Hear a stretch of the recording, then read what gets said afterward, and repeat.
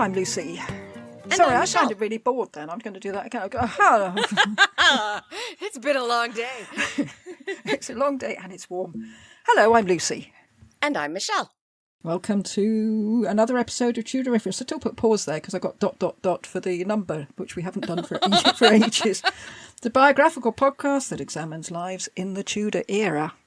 And today, dun dun dun, Christopher Columbus. Yes, now he wasn't actually in our box. It's just he was going to be a special episode, but then he turned into 4 special episodes. Like everything of ours does. We're going to keep each episode to 1 hour. So now everybody gets to enjoy him. Oh, yes, and there's much to enjoy. Okay. This is actually the start of a series of episodes under the umbrella of 1492 and all that.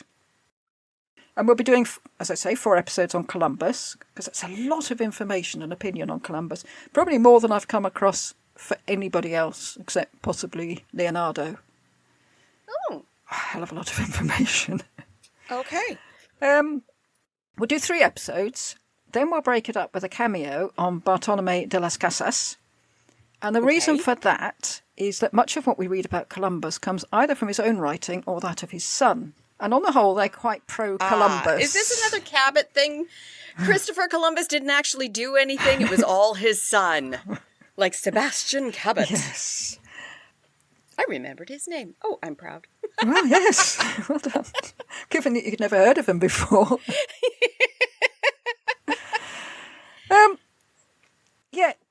Bartolomé de las Casas saw it as his life's work to expose all Columbus's cruelties and atrocities and general incompetence. I thought we'd slot him in there and then we get to see the other side of the story before we get on to the end and actually rate him. Okay. Because if we listen to what Columbus and his son have to say, then we will be rating him very highly. Gotcha. Yeah. And we do like to try to make things balanced here. Yes. Are we going to end up having a rash of people trying to take down his statues? That's a big thing in the States and Canada right now. Oh, yes. We've had Colston was taken down in Bristol, the slave trader. Yeah. Oh, yeah. Okay. I'm sure a lot of his statues have already gone. I'm pretty sure some in Spain have gone. Really? And South America. Wow. Episode 1 will be about his first voyage. Episode 2, his second voyage. And episode 3 of his third and fourth voyage. I didn't know he made that many voyages. He wanted to make a 5th one. I don't know why. All the rest were awful. I don't know why he enjoyed it so much. Then after De las Casas, we'll go back to the last episode of Columbus and look at his legacy and how his reputation has changed over the years and decide what we think of him. Well, I already know what I think of him, but you can decide what you think of him. Bias right at the beginning. Well, I have already done the episodes, so... Yes. Then we have a couple of other cameos covering characters with extraordinary stories to tell. Okay. Juan Garrido and Esteban. And they were slaves. I'm going to say enslaved people. I don't like using the word slaves because it makes it sound almost like a vocation or a job, doesn't it? Enslaved people. It happened to them. They weren't slaves. Then we'll have an episode on the legacy of what's known as the Columbian Exchange, what effect contact had on America and what effect it had on Europe. Are we going to answer the syphilis question? We won't answer it, but we will mention it. And we'll round off the series with the truly extraordinary history of the humble potato. I love potatoes. And that will take us up to Halloween. Okay. So this is quite a heavyweight series, a lot of episodes, and each of those will be pretty long. This is going to be a long episode. Okay. I might do this as part A and part B and put them out at the same time, but as far as editing's concerned, it's easier to have 2 shorter ones than one very long one. Yes. But this is one of the most famous dates in history, and I sort of feel we have to do it justice. First, a question of semantics. What do we call the people Columbus met in the Indies? Because this is quite a minefield. Yes. What I've decided to do is to go with the terminology of the time. Because we already do this. We talk about the infidel Yes, and, we do. I'd never refer to a Muslim person now as the infidel. Could you imagine? Hello, infidel. What? Well, we talk about sodomites, which is not a term I'd use these days. We use the Nope. term prostitute instead of sex worker. If we try to put ourselves in the mindset of the time, perhaps we should use the words they used. Yes. Even if the connotation has changed and we're not entirely happy with them now. But at the same time, I kind of like doing that because it does show the prejudice that was just rampant. Everybody believed they were better than everybody else. And as far as being called Indians, that was not only prejudice, but an error. Yeah. Let's show that they really didn't think that way. I mean, if we're trying to understand the time, we really do kind of need to immerse ourselves in what they were doing. In the vocabulary, yeah. Speaking. Yeah. Yeah, it always jars on me when people refer to the people at this time as being gay or sex workers or something. I think, I don't think it's the same thing. Being gay in Tudor times was not the same.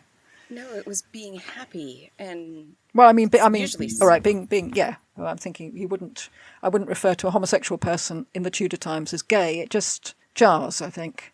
Yes, I agree. And it would confuse the heck out of them. It would. What? Okay, so come with me, if you will, to Hispaniola.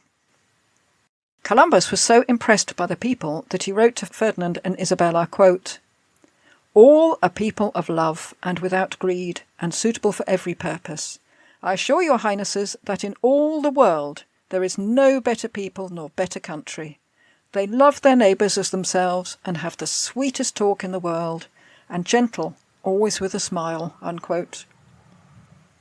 I thought I'd put that in the beginning, and that's his words. Yeah. And it's not the usual story I turn at the beginning, but when I came across that, I thought it's worth putting that in right up front so we know that's what he thought. When he first arrived, that was his feeling for the people. He liked them. They were just so kind and innocent seeming. And look at what he does to them. Ugh. Columbus was a very courageous, very tenacious, very devout man.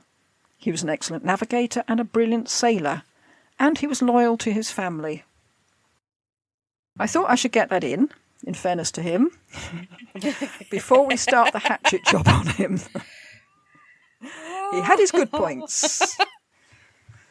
I was thinking, actually, you could write, if put a line down a page and have two columns, good and bad, for things that Columbus does.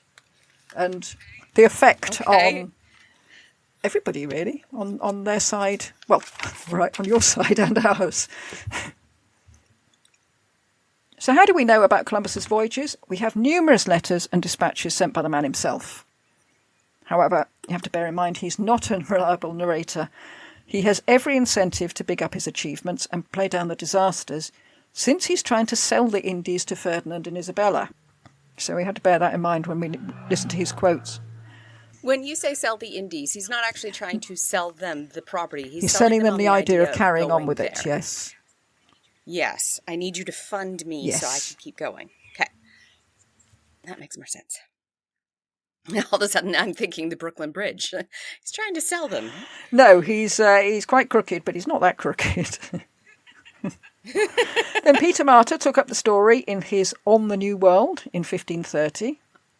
Captain Gonzalo de Oviedo, the court historian, wrote about his experiences in the Indies. Bartolomé de las Casas wrote a couple of books championing the Indies and criticising Columbus. Columbus's son Ferdinand wrote a biography of his father and had first-hand knowledge, having accompanied him on the fourth extremely traumatic voyage.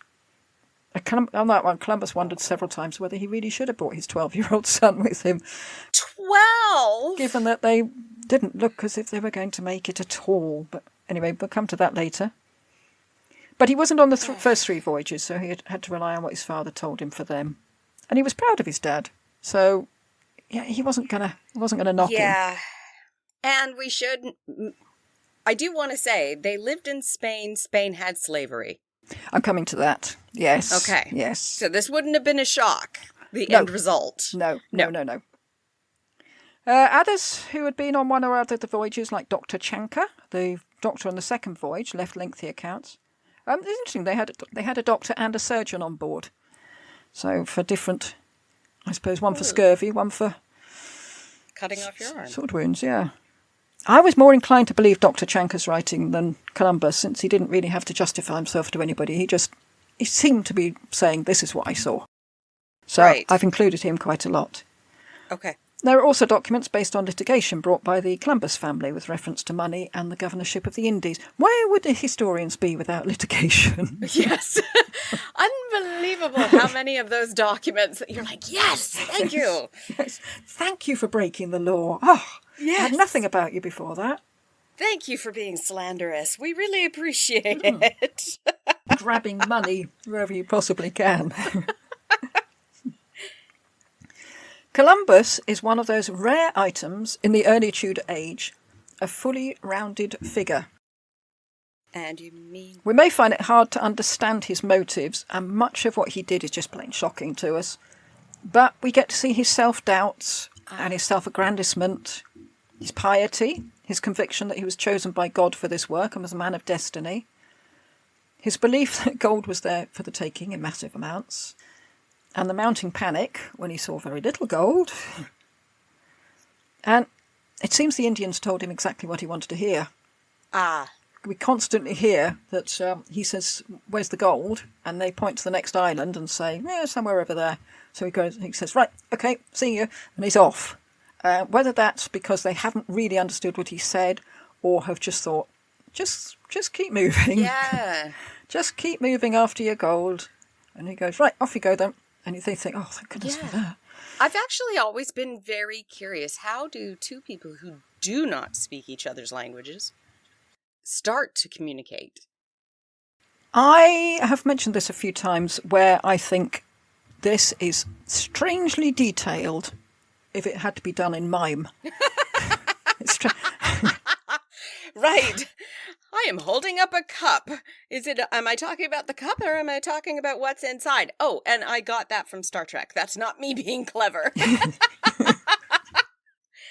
Yeah, and are you just waving the cup about while you're talking, or are you actually talking about the cup? Are you actually referring to something entirely? Are you talking about cups in general? Do you have such things as these? Yes. Or are you saying, do you have this? Do you want this one? Yeah, there's so many possible chances of misunderstanding that some of the things he almost quotes them saying, you think, I don't know how you worked that out. And I suspect you didn't. You just wrote what you hoped, what you wanted them to say. They're telling him what they think he wants them to say, and he's taking from them exactly what he wants to hear. Yes.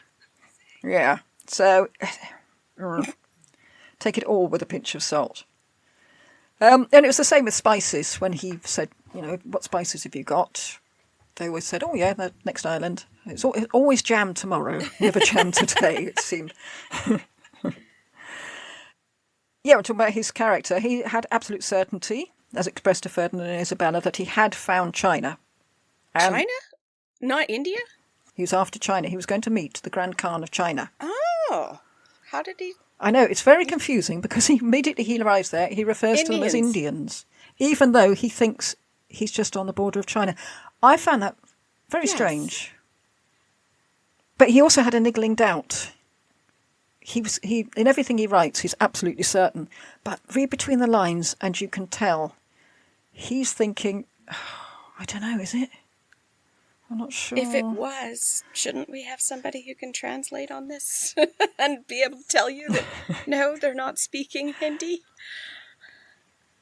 There's translators, but they speak, what is it now? I think it's one speaks Greek and Hebrew, and the other one speaks Chaldean. I mean, that was just trying to. I mean, that's such an ancient language that nobody spoke at that time. So, if you were heading to China, why would you not take somebody who could speak Mandarin or Cantonese? Or I don't know. Maybe they felt that Hebrew, being the language of religion. Presumably, God would make people all over the world speak Hebrew. But then you would be able to speak Hebrew. You wouldn't need a translator. Is that true? Yes. I love this weird reasoning. What? But then, if you are going to somewhere, way over the ocean where nobody's been before, I mean, it would be very lucky to find they all spoke Chaldean, wouldn't you? I mean, that really would be a sort of drop in the ocean thing. Oh, Tudors, hey.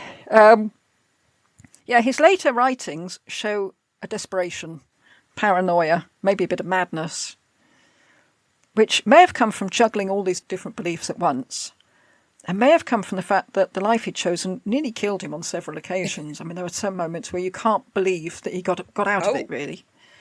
So, I mean, that's got to work on your brain, I would have thought. And he hardly ever slept. That's not good. No. Yeah. Towards the end of his travels, he managed to convince himself he was sailing uphill. What? And was approaching the promised land. Okay. Not actually physically uphill. No, but that's what he convinced it. He could feel he was going uphill. I can feel it. Yeah. Yeah, I don't know if he felt he was being drawn up to God, or he was losing it, I'm afraid. He was very ill. He's physically ill as well, and mentally ill, I think. Okay. Because he's like a hero of a Greek tragedy. He's got hubris and self-doubt, feeling of being an outsider, particularly because he was Italian, not Spanish. Yeah, a lot of people don't realise that. And a good dollop of madness. So I felt he would make a very good Greek tragedy. As with so many people and ideas we've come across in this period, there was so much scope for real discovery. But they always seem to start from the wrong place, don't they? On these things. I'm thinking of our Patreons, Pico della Mirandola, the astronomers who predated Copernicus. Yeah. Galen's treatise on medicines and the humours. And you just think, what you're doing, well done, that's very good.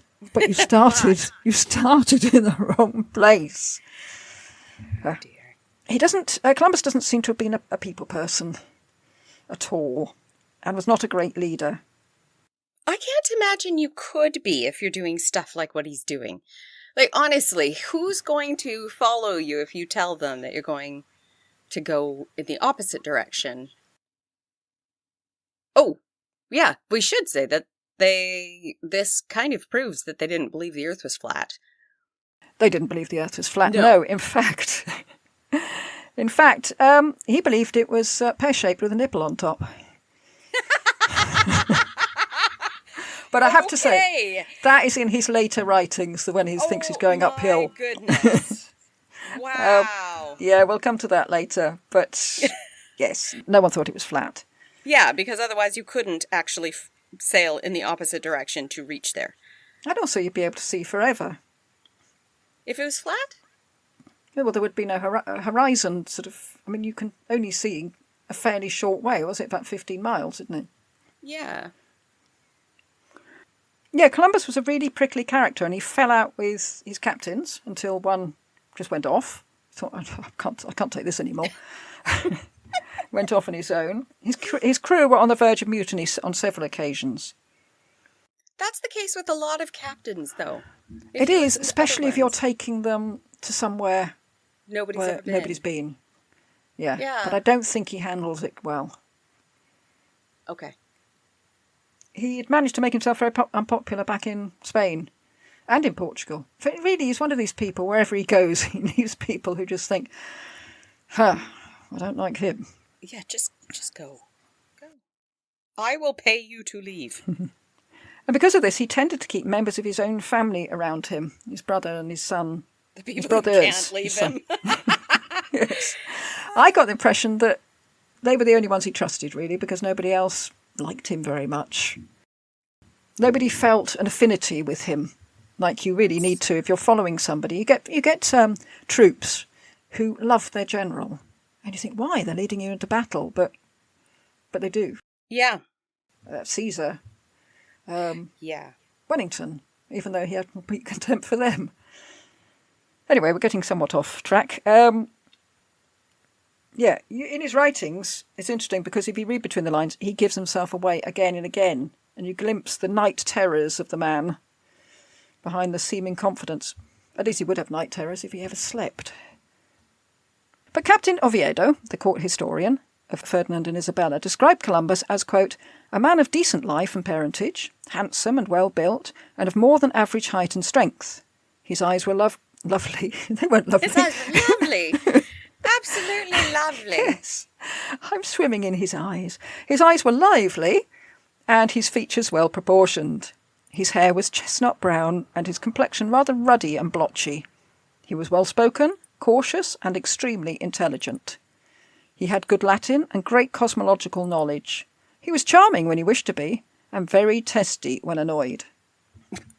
So I think it's the testy bit when annoyed that makes him his own worst enemy. As we say, he was born in Genoa, in Italy, in 1451. Miracle! Genoa was known as La Superba by its proud inhabitants. Oh. His father was a weaver, innkeeper and politician, and his mother went by the mellifluous name of Susanna Fontana Rossa. Oh, Susan Red Fountain. His humble origins were an embarrassment to him and led him to be driven by a desire for titles and status even more than gold. I mean, anyone could be rich, but he was after status.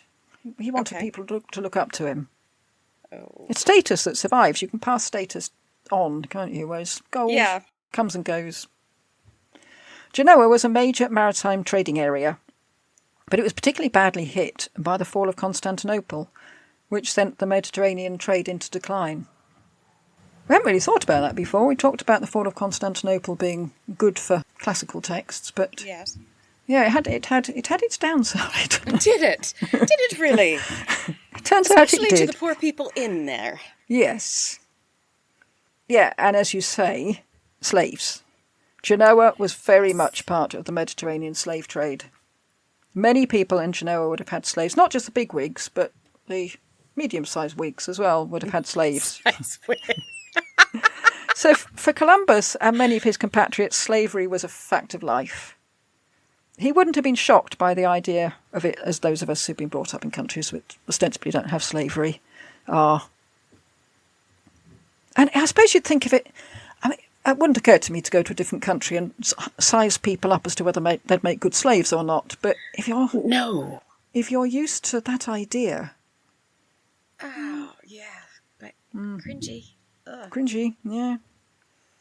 It's interesting that in Genoa there was a very strict quarantine laws.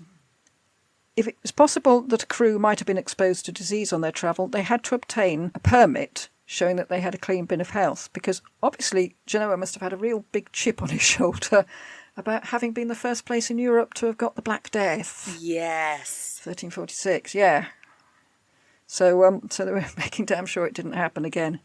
In 1455, the Doge of Genoa sold the city to the French, Charles VII. There were two rival factions, and rather than losing the city to their internal enemy, the Doge preferred to hand it over to their external enemy. And coincidentally, he became very rich himself. So Genoa was French, but it didn't stop the two rival factions continuing to battle it out. Genoa, despite being called La Superba, was quite a dangerous place to live. In fact, the Doge was chased through the city, cornered, killed and dismembered, and the dismemberment took place on the Columbus's front doorstep. Oh my God. Yeah. So what in their minds made it so fantastic to live there? Because that sounds horrific. I think it was before the fall of Constantinople. It was the main trading area. Everything was wonderful. Wow. Well, unless you were a slave. Yeah. Then Francesco Forza of Milan took over, and that brought peace in the area, because the Sforzas made damn sure there was peace. Usually in a very violent way. Yes. But the Sforzas weren't particularly interested in maritime trade, so Genoa's major standing declined to practically nothing. Okay. So if we're wondering why both Columbus and Cabot left Genoa to pursue their dreams elsewhere, it's the Sforzas' fault, as with so many things. That's what I was just thinking. It was pretty grim being a slave in Genoa. Most people had slaves, particularly young girls, with the usual consequences. If a slave turned out not to be as healthy as you hoped, You could send them back. A slave who tried to escape was burnt at the stake. Oh, God. Yeah. I mean, we're shocked, and we will be shocked at the way the good folk of Americas are treated by the Spanish. But it's worth remembering they weren't singled out for barbaric treatment. This barbaric treatment was the norm. It doesn't make it any better. In fact, it makes it worse because it involves more people. Yeah. But we do tend to look at the indigenous people of America as being especially badly treated. And unfortunately, They weren't. lots of people were badly treated. Gosh. In a way, their worst suffering was almost incidental to the Spanish because the Spanish didn't want them all to die of disease necessarily because they were their workforce. Yeah. So, but the slavery part of it was just the way of the world, sadly. One of the first voyages we hear about Columbus taking, he was about 25, and he was trading in mastic, which was used for making chewing gum, amongst other things. Really? Yeah, from the Greek island of Chios to Portugal, Flanders and England. So he was trading in chewing gum. It never occurred to me that they'd have chewing gum. No, I've come across so many weird and wonderful facts doing this series of episodes. Now I want to know what flavors. Like, did they have bubble gum I flavor? don't know. Wow. Yeah. No, it'd be meat flavour. Lots of meat. Oh, see, and I was thinking cinnamon or clove or nutmeg. No, we know they didn't. They ate only meat. They went in convoy because the sea was bristling with pirates. Yeah. In fact, the convoy was attacked by pirates near Portugal. And the Genoese fought back, but several ships were sunk, including Columbus's. And he clung onto the wreckage from the ship, and when he was too exhausted to swim, he hauled himself on top. So he managed to float the 6 miles to shore, ending up in the city of Lagos, where fortunately there was a Genoese community who took him in. But over 100 men in that convoy didn't survive. So I bet that probably increased his feeling that he was set aside for something important. Of course. But you would think after that you wouldn't get on a ship again. Personally. He goes through so much that you think, that sounds like hell. I mean, the moment your foot stepped on the dry land, you would say, that's it. Never, ever. Mind you, when you wake up with a hangover, you say, that's it, never, ever again. Well, undaunted, probably considerably daunted, but he did it anyway. He sailed to Iceland and then to Ireland, where he said he saw people from Cathay, or China. In Ireland? Although no one's sure what he meant by that, yeah. Possible. He's also known to have been at the slaveholding area on the Gold Coast, but we don't know much about that. So, again, not squeamish about slavery. Mm-hmm. Columbus's brother Bartholomew turned up in Lisbon. He was a seller of maps, and he made Columbus his partner in the business. So the Columbus brothers made their lives in Portugal for a while. Especially when Christopher Columbus saw a 19-year-old Italian woman called Felipa. And her mother had been part of the Visconti family, so good breeding. Ooh. Ferdinand, Columbus's son, and later champion in print, said of this meeting, quote, "He behaved very honourably, and was a man of such fine presence, and withal so honest, that she held such conversation with him, enjoyed such friendship with him, that she became his wife," unquote. Which is about the nicest betrothal we've come across. But, I mean, Yes. This is his son. Yeah. He obviously wasn't there at the time. And I think he must have got this from his dad. And his dad's hardly going to say, I said, "Do you wanna?" And she said, "Yeah, all right." And that was it. I mean, it's going to be. I slipped some money to her dad. No, it was all lovely.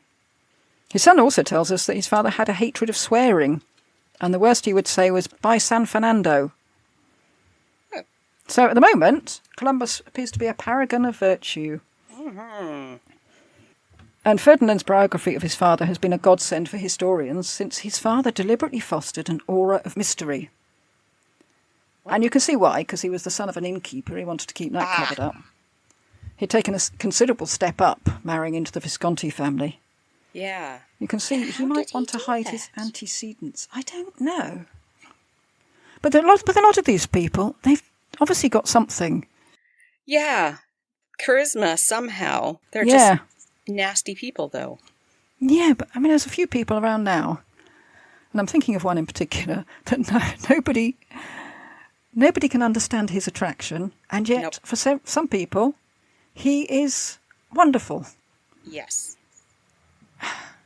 So there must be some charisma in there somewhere, but I can't see it. Maybe I think it's the delusion, same. personally. Yeah. Felipe's father had been given the little enclave of Porto Santo near Madeira by Prince Henry the Navigator. After spending some time living with his in-laws, Columbus moved to Porto Santo, where Felipe gave birth to their first child, Diego. And Columbus started to see that Porto Santo would make a very good starting point for a voyage westward. And maybe this is where the bug first bit. Well, you can only go west. You can go round and then back again. But he was obviously standing there looking westward, thinking, oh, but what's out there? What's out there? And Columbus was then told by a seafarer called Martin that when he'd sailed west of St. Vincent, quote, he sighted a piece of wood floating near his ship and fished it out of the sea and discovered it was ingeniously carved. And since the wind had for several days been blowing from the west, he supposed that the piece of wood originated from some island or islands that lay to the west, unquote. Okay. And Columbus must have already been wondering if they'd come from China, since that was what was immediately to the west. The maps he spent hours pored over all said so he was looking out thinking, but if a bit of wood can float all the way from China, then why can't I? float in the other direction. Yeah. Actually, what put people going westward was that you would be going with the wind to get there. You'd be taking the easy route to get there, and they were all frightened you'd get there and you wouldn't be able to get back. Really? Yeah. Interesting. Rather do the easy bit on the way back and the hard bit on the way there, because at least you'd think, okay, it's not working. We can turn around and go back. Yeah.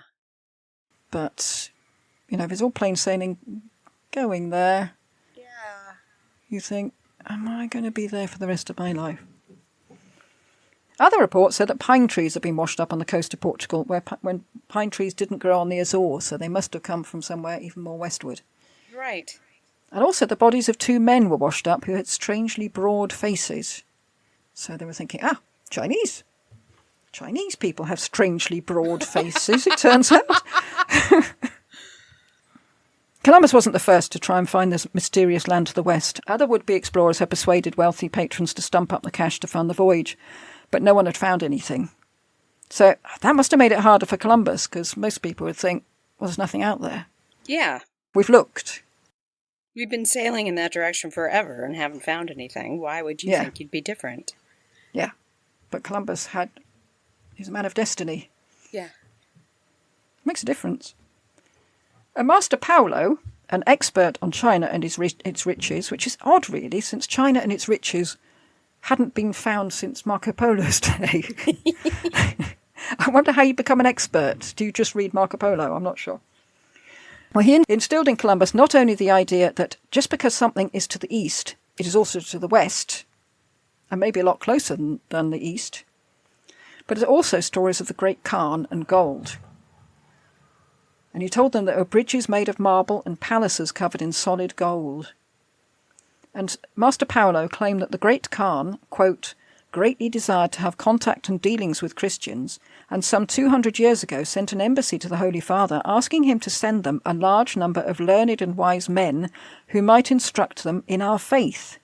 But those who were sent were forced to return home because of the difficulties they encountered on the way, unquote. I reckon he's made that up, personally. I think so too. I looked into it. I dived down quite a deep rabbit hole here. The Pope would have been Clement V, the one who moved the papacy from Rome to Avignon. Yeah. And the Chinese ruler would have been Kublai Khan. So, if it had happened, it would have been an interesting meeting. But no, I reckon that was entirely made up. I'm not sure whether Columbus had read Marco Polo at this time, because Master Paulo's stories came straight out of Marco Polo. But he told it as if it was happening now, Right. And this is the story that I've found out, and we know this is where Paulo was getting his information because he calls the city of Yangzhou Quinsay, which was Marco Polo's name for it. So it's all suspicious. Right. But Columbus was completely seduced by these stories. So he's dumb, too. Awesome. Very intelligent, but... Gullible? Well, it's hard to say gullible. I mean, from our perspective, yes. But from his perspective, looking at the maps that were available at the time, you can see his thinking. Yeah, but I don't know. Having somebody just repeat a story that's already been written just... He also made out that the actual trip would be a doddle. Quote, Right. Because the route is unknown, all these things are hidden from us, even though one can voyage there without danger or difficulty, unquote. And you think, well, why hasn't somebody then? And if all these people were sent off to see the Kubla Khan, came back and said, no, it's not possible, why is it suddenly so easy? Anyway, having heard that, Columbus was probably itching to get going. Because if it were that simple, others might get there before him. He was very keen to be the man of destiny. Now. It wasn't that Columbus was proposing this journey completely out of the blue. He'd done his homework.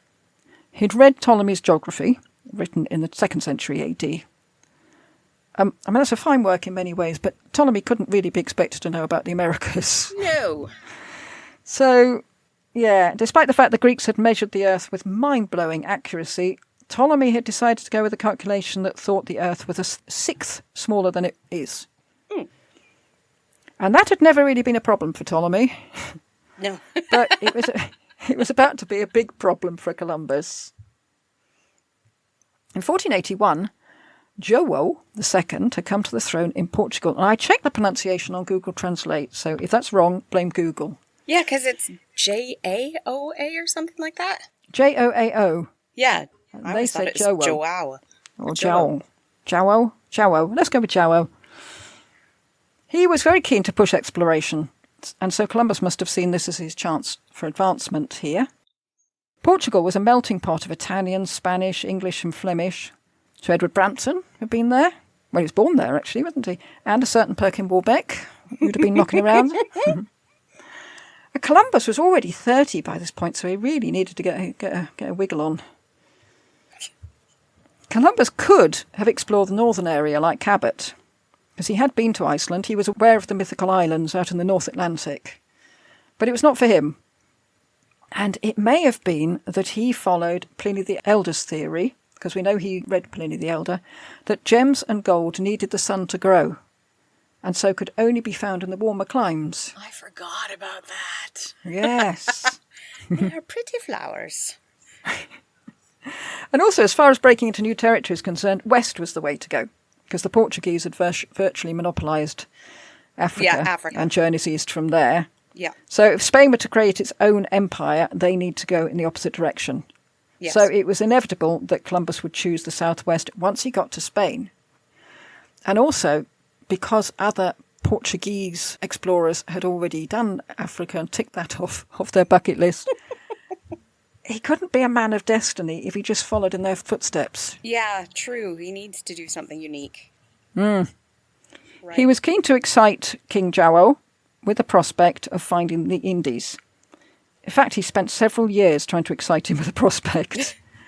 Unfortunately, although he was a good sailor and an excellent navigator and a brave and intrepid man, he was rubbish at schmoozing with royalty. Columbus's son, Ferdinand, named a chapter in his book, How the Admiral Grew Angry with the King of Portugal, to whom he had offered to discover the Indies. And that pretty much says it all. It's a dangerous tack to make with a king who has personally stabbed his own cousin. Oh my goodness, really? Yeah, apparently so. We were going to do an episode on him, weren't we? Perhaps we should do it. Columbus took completely the wrong tone with him. He went to him with a series of demands. I want a title, preferably Knight of the Golden Spurs. I want to be known as Admiral of the Ocean Sea. I want all the rights, revenues, and, quite ominously, immunities that go with being Admiral. I want to be Viceroy and Governor in perpetuity of all the islands and terra firma discovered by me personally, or as a result of my voyage.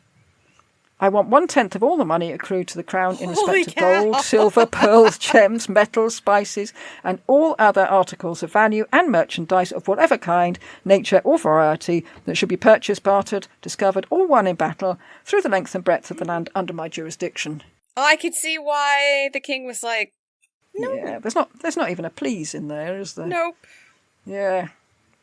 And he'd chosen the wrong tree to bark up, really. Zhao was more interested in Eastern exploration, which is understandable. I mean, they were making significant amounts of money out of the East. Yeah. Including having been given permission to enslave the people of Africa by Pope Nicholas V in 1452. Yeah. As long as they were, quote, pagans and other non-believers, unquote.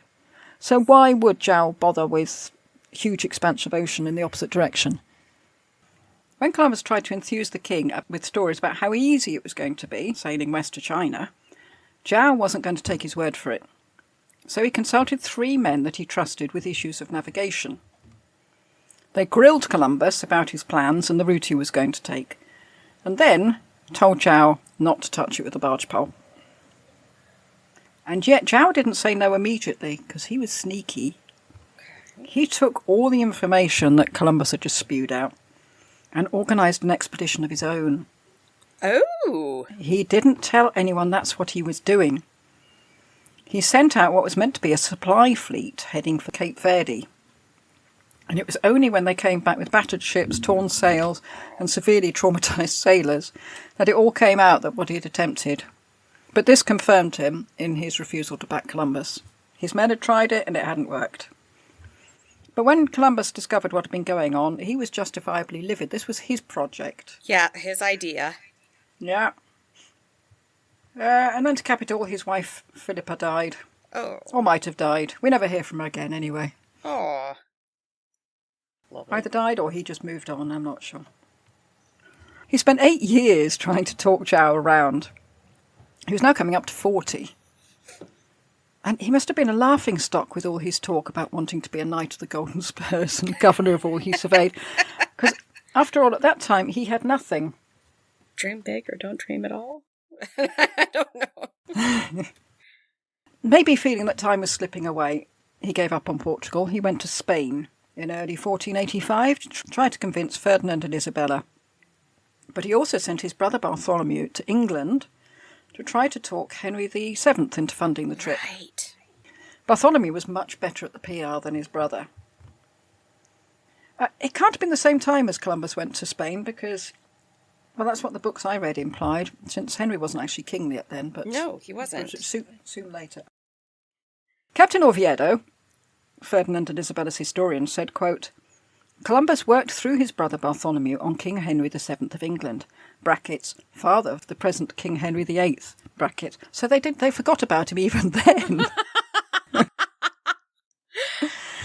To support him and equip him with ships with which to discover these western seas, offering to give him great wealth and to increase his realm and estates with new kingdoms and lordships. After consulting with his councillors and certain men whom he had asked to examine Columbus's proposals, the king laughed at the idea, considering all that Columbus said to be nonsense, unquote. So that was the Royal Council, so the usual suspects, particularly Morton, I guess, with his exemplary attendance record. Oviedo then went on to say, effectively, more fool them. Quote, but see God's care in giving the Indies to their rightful owners.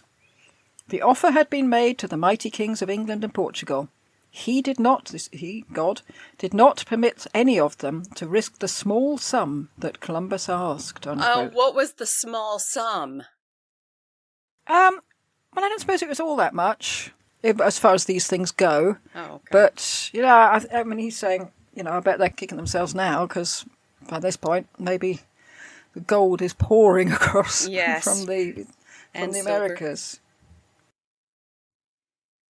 In Spain, Columbus's reception was so lacklustre that soon he was writing to King Zhao saying, can I come home now, please? What did he expect his reception to be? He is not a noble. Zhao replied that he should come straight away since his skills were needed. Quote, you will not be arrested, detained, accused, summoned or prosecuted for any reason whatsoever under the civil or criminal code. Therefore, we beg and urge you to come soon and not to be reluctant to do so for any reason whatsoever, unquote. I think, why would he have been arrested? What's he done? What has he done? Well, we don't know. We don't know much about Columbus's time in Portugal since an earthquake in Lisbon destroyed a lot of the records. Yes. Unfortunately, just as he arrived in Portugal, so did Bartholomew Dias, who had just explored the coast of Africa. And João lost interest in Columbus immediately. Oh, jeez. Come back. Go away. Yeah, well, Columbus began to suspect he'd been summoned there in case Dias didn't come back and they needed a replacement. Ah. So again, Columbus left Portugal completely humiliated. Back to Spain. Ferdinand and Isabella already had more than enough on their plates, what with conquering all the Muslim-held cities and expelling the Muslims and Jews and instigating the Inquisition, not to mention subduing their own nobility. Yeah. And pretending to like each other. Columbus claimed that he was there when Granada fell to the Christians. Was he? And that's the way it's always written. Columbus claimed. So in other words, no. Well, I don't know. We either don't have evidence or we don't believe him. I'm not sure which it is. Ferdinand was interested in Columbus's stories enough to get a copy of Ptolemy's geography for himself. And he was going to decide whether this thing would be possible. It had taken Columbus 7 years to convince Ferdinand and Isabella. How old is he now?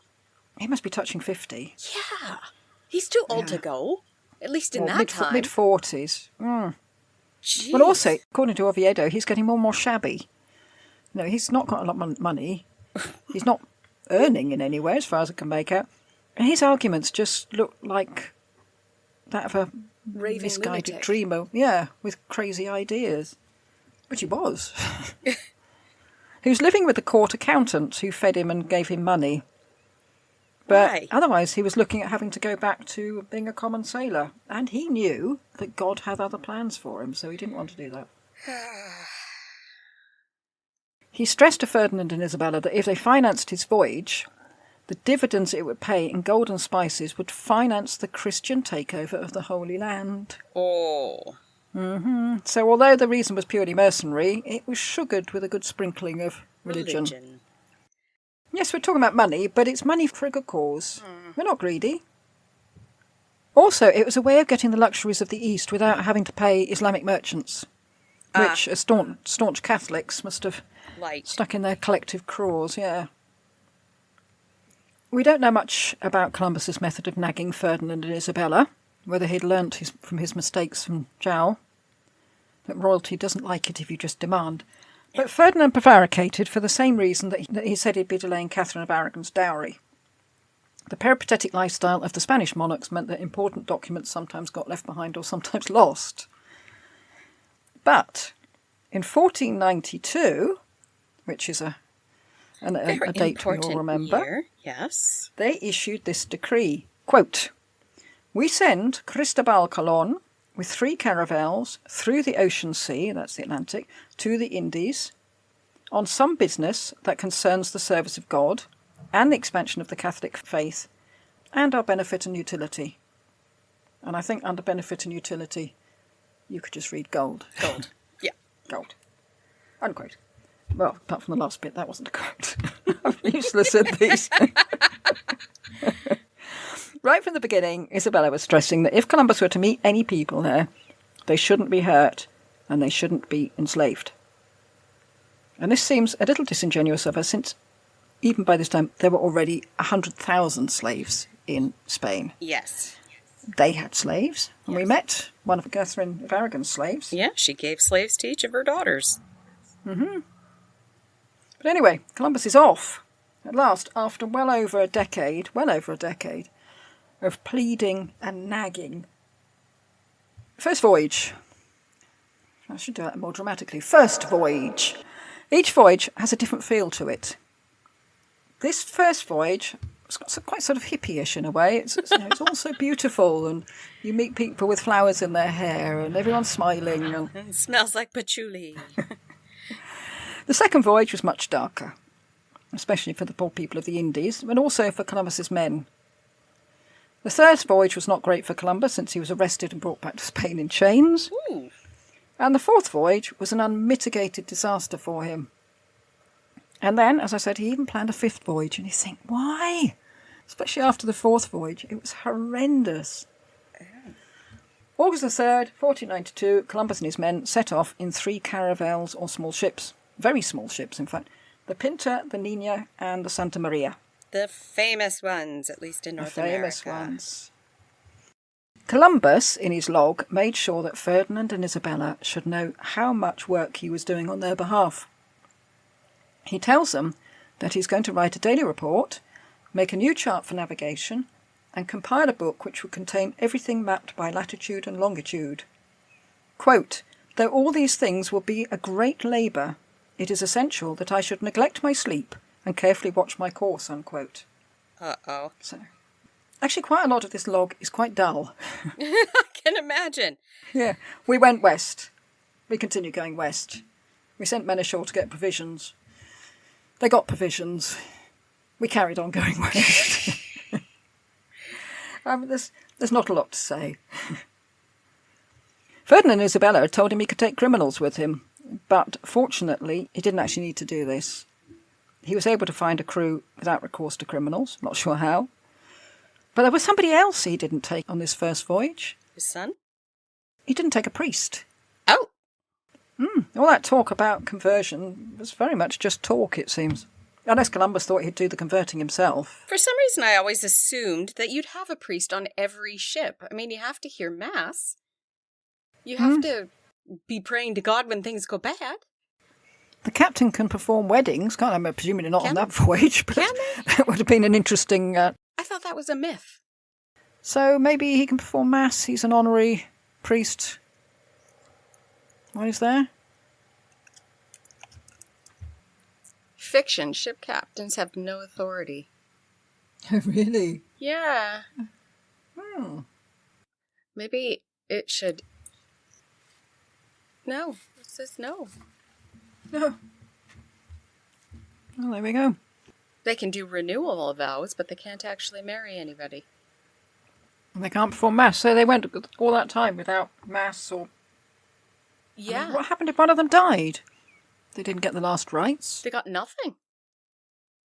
Oh, dear. Wow. So it's often enough that it just didn't happen.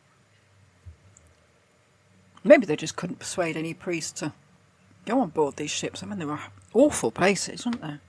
Yeah. Interesting. I mean, a way to do it would be to say, okay, you've done wrong, you'll be defrocked, unless... Yeah.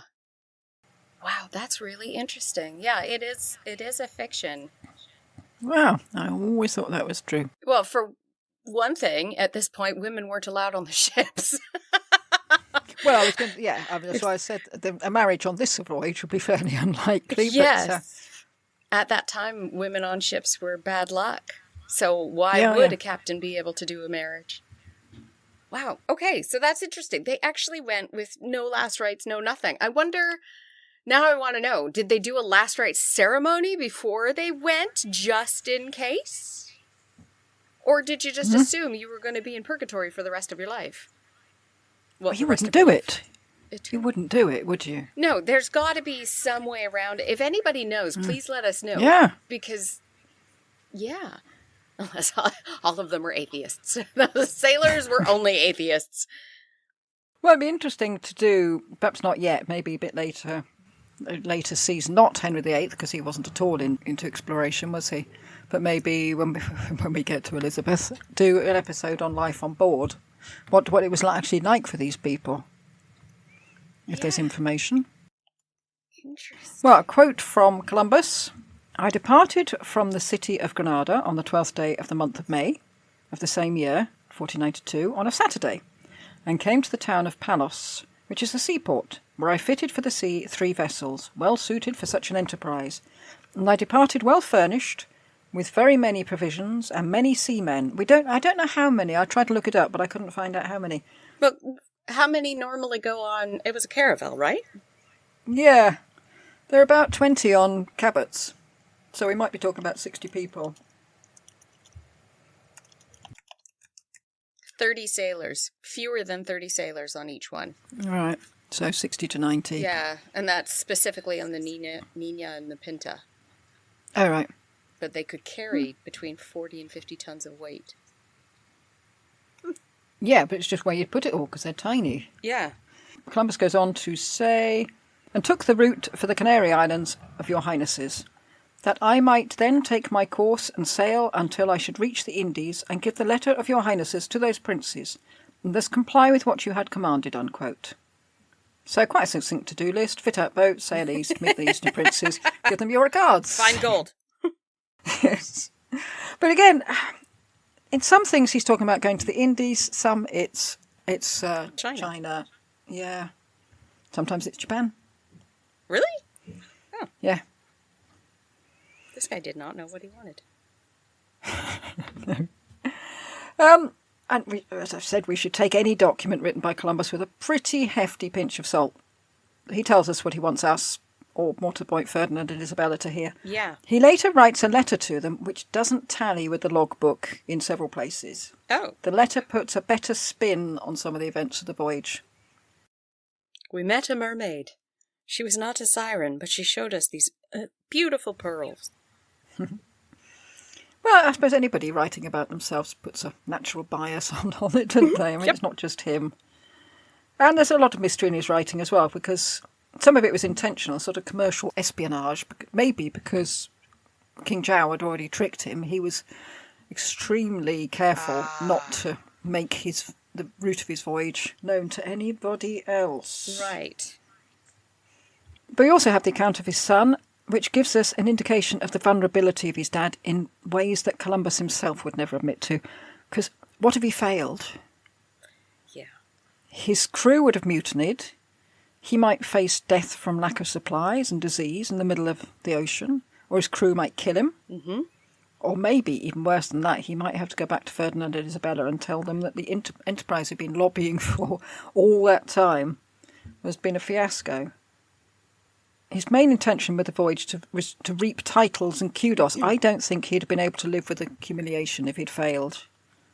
Oh, he would have spun it into, God didn't want me to this time, I'll get it next time. Maybe, yeah. Well, I mean, you might say he did fail because he went to find China or the Indies and he didn't find them. But as far as he was concerned, he hadn't failed on that score. We know he was afraid of mutiny because he had 2 logbooks. One was for himself alone and one for the crew. And the crew's one underestimated how far they'd come, so it looked as if it would be an easy hop, skip and a jump home, should things not go so well. Yeah. But he was very sensible to fear the crew, since they very quickly decided that he was quite mad. Uh-oh. As they were nearing the end of their voyage, he allowed himself to be swayed by the captain of the Nina, Martin Pinzon, who wanted to sail further south. And they changed their course, which would eventually take them to the Caribbean. If Columbus had stuck to his guns, he would have landed in Florida rather than Hispaniola. I mean, it still wouldn't have been China, but at least the story that he had discovered America wouldn't be quite so much of a sham. Yeah. The other captains, the Pinson brothers, gave Columbus an ultimatum. He had 3 more days. If they hadn't seen land by then, they were all turning round and going home. And this sounds to me very much like a fairy story, because the very next day... Yeah. And how did they know they were nearing land? Well, first they saw seaweed, then more and more seaweed. Is that an indication of land? Oh, I guess so. Yeah, I think it is, Yeah, okay. And a couple of boobies flew past, which would make my granddaughter laugh very much if I told her a couple of boobies had flown past. Birds, people. Birds. Birds, yes. And then a whale. Well, the whale didn't fly past. They saw a whale. How is a whale an indication of land? Because Columbus said they never ventured far out to sea. What? So he's a crackpot. 100% a crackpot. Every other sailor on that ship was like, have you sailed before? I've seen one. I've seen lots. Yeah. Yeah. In the middle. And then they found a crab on the seaweed, and Columbus kept it. I found that quite... I don't know, that's stuck with me, the idea that he kept the crab. Did he keep I don't it know alive? if he ate it or... I don't know. He just let it die and then put it on a shelf. Yeah, probably. Thursday, October the 11th. Columbus thought he saw a faint light, but he wasn't sure. Oh, because the mind can play tricks on you when you've been out at sea for some time. Is it true that if you're on the ocean, you see mountains in the distance? Your brain tricks you into seeing land when there isn't land? I don't know. I don't know either. I mean, you just think that clouds often look like mountains, don't they? Yeah. But you can see them really clearly, presumably. Oh, don't know. Well, then the cannon of the Pinta boomed out. She was the fastest of the three boats. I saw something. Well, there was a prize for the first person who spotted China. Ah. A silk coat for the first man to spy land, Columbus cried. Ooh. And apparently the crew looked at him incredulously. What the hell were they going to do with a silk coat, they said. Sell it. We have already found out that you can sell clothing really easily. I think they were probably thinking, by the time we get back home, it's just going to be in shreds, isn't it? I mean, you can't keep something nice like that on a boat like this. Yeah, not going to happen. Yeah. Rodrigo de Triana was the first man to spy land, so the prize should have gone to Rodrigo. Only Columbus had seen that faint light. Oh. So he kept the prize. What a jerk. He never had any intention of parting with that silk coat. Nope. And also it was important for him to see the land first. I mean, this was his discovery. baby. Yeah. Yeah. I think this is a good place to end part A. Okay. Part B might be put out at the same time, but for editing purposes, a 3-hour episode takes ages to upload, for one thing. Been there, done that. Yes, so might do it in 2 episodes, put out at the same time. But anyway, at last, they are in China? China? India? Japan? I don't know. We'll find out. Spain? Where did he land? That's a bit like on the radio. They were doing a reading of Milton's Paradise Lost. They're doing it in segments. So there's the bit where Eve finds the tree of knowledge and the snake offers her an apple. And that was the end of that episode. And the continuity announcer said, well, will she or won't she? Find out tomorrow. And the answer is she did. Yes, and hence labour pains. Yes. Right. Well, we might see you in a minute or two if you want to carry on listening to this straight away. If not, we will see you when you decide to listen to it. Goodbye. Goodbye.